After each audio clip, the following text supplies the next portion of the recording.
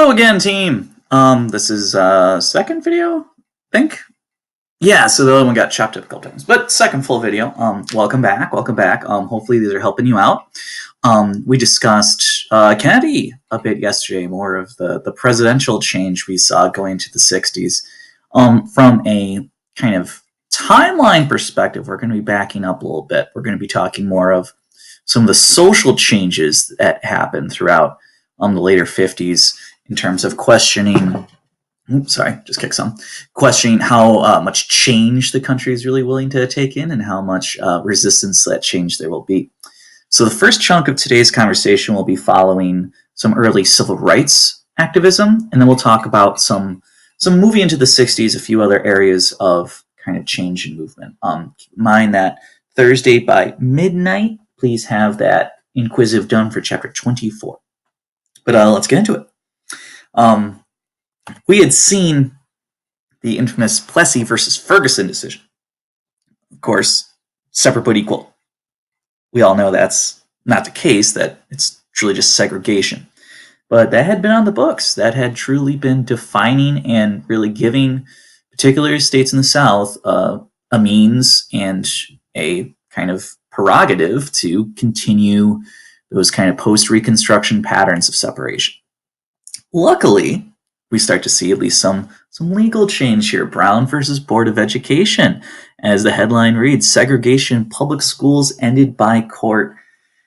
They finally start to look through and unpack the numbers and see, okay, well, these all-white schools have this amount of funding. These all African-American schools have significantly less. There's different facilities that are by no means equal. Separation by definition is unequal. And finally, the court ruled this unconstitutional. Unfortunately, in their ruling, they were a little coy with their language. It wasn't like, by January 1st, all schools need to be desegregated. Separate but equal is wrong. They're a little more vague in their terminology, which kind of left the door open for some states to drag their feet on implementation, which we absolutely see. Because it takes 3 years later for the Little Rock Nine to finally emerge.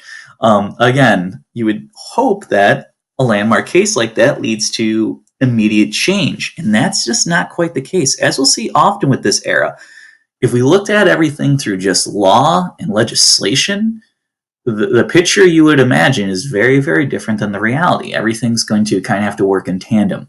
You'll have to have legal change moving with social change. A great example is here. Brown versus Board says segregation has ended. But 3 years later, segregation hasn't ended. The Little Rock Nine's an example of this. You're talking about the first students who actually try to put this into effect. And it's brutal. I have some images I want to share with you. This is a famous photo. You can just see the vitriol just aimed at this poor woman. She's just trying to go to school, just trying to have her protected rights. I mean, this is the scene they had going to school. It's a war zone. This is the National Guard. And when the Little Rock Nine arrived to try and go to class, they're turned away. The National Guard had been called in by the governor, and they'd been ordered to not let them in. And this is a clear violation of federal law, federal institution. This photo always sticks with me, the fact that you may not be able to hear what's going on, but I think almost it says 1,000 words without any kind of extra dialogue here. Just imagine this being your everyday, right? This kind of aggression aimed your way, completely unprovoked too. Well, at this point, President Eisenhower, who is really no fan of civil rights, but calls in not the National Guard, but the 101st Airborne. Because I like to think of this almost as, think back to Andrew Jackson, right? When we had the South Carolina nullification crisis, the Tariff of Abomination with John C. Calhoun, South Carolina, and how Jackson might have actually, from a philosophical and political standpoint, agreed with Calhoun. But the second he started to promote state authority and just kind of ignore federal, now that's something he can't stand.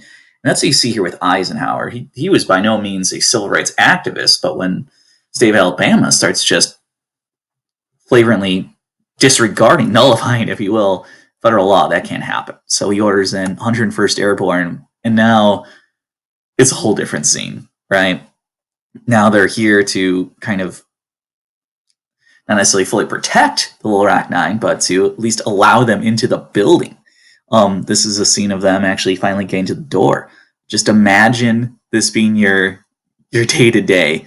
Like you're going into school, and once you get in there, it's not like there's going to be armed soldiers in the classroom with you. It's truly an intense situation that I take my hat off to them for having that kind of bravery to get through it. This is a statue to the Little Rock Nine over here. We'd like to think too, like I was just saying, how just because the laws change doesn't mean things actually change. It takes social movements as well. That being said, just because the Little Rock Nine went through hell, you would think, okay, the floodgates open, but it's still a slow moving wheel. It still takes forever. By the end of Eisenhower's time in office, 2% of African Americans are in desegregated schools in the South. Again, it's sad to say, but social progress moves incredibly slow. Another example of that, right? Plessy versus Ferguson supposedly being stricken down, but you see separation on public transportation. This is an infamous mugshot, if you will, of Rosa Parks, a woman who actually has a history of activism. And she basically did an act of civil disobedience, refused to give up her seat on a segregated bus, was arrested, pulled off the bus for it. And in coordination with this, you had a mass demonstration called the Montgomery Bus Boycott, where just swaths of the community refused to partake in public transportation. And I'd love to say that change always occurs because people come to kind of moral consensus or come to the realization of change being good. But in this case, it was very brilliant the way they went about it, because hitting a corporation or just hitting people's money is sometimes the best way to create change. And that's actually what happened in this case. That kind of push for change through financial means helped achieve their goal of ending segregation on the buses. This is a part of a museum where you can actually see not Rosa Parks here, but people partaking in the boycott, right? Not getting on the bus, walking. So I had a few other just kind of reforms to go through. These ones aren't quite civil rights, but we're at least trying to connect them into an era of activism, an era of change in all manner of ways. Environmentalism, for instance. We saw the rise of the suburb, the consumer boom in post-World War II America, and it's finally kind of catching up with the environment, and people, it's getting hard to even ignore it, right? Forests are being cut down, suburbs are popping up, pollution's rampant, nature preserves from the New Deal or even the progressive era are starting to be threatened. And with much of these, it's going to be a much more of a youth-driven movement, right? And much more activists trying to say, if I live in this world, I should have a say in how it's treated around me, right? This is not just for my life, but future generations. The book Silent Spring was a powerful book that kind of got people thinking of the connection between consumerism and its environmental impact. In her book, Rachel Carson she talked about the chemical DDT and just the horrible impact it would have on the environment, and got people kind of opening their eyes a bit. Well, we'll see a bit of that when we go into the Vietnam War. We'll also see these similar conversations pop up with issues like Agent Orange. And last, and this is kind of a conversation about social change. We'll talk about this more later, but feminism. With the slow, steady wheel, yet again. Just because the 19th Amendment's passed, women have the right to vote, does that mean things are all fixed for women? Of course not. Just like the 15th Amendment didn't fix things for African Americans, much more work needs to be done. And some of those World War II gains we noticed in the 50s are actually reversed, regressed. And inequality in not just pay, but opportunity was continuing throughout the 50s and 60s.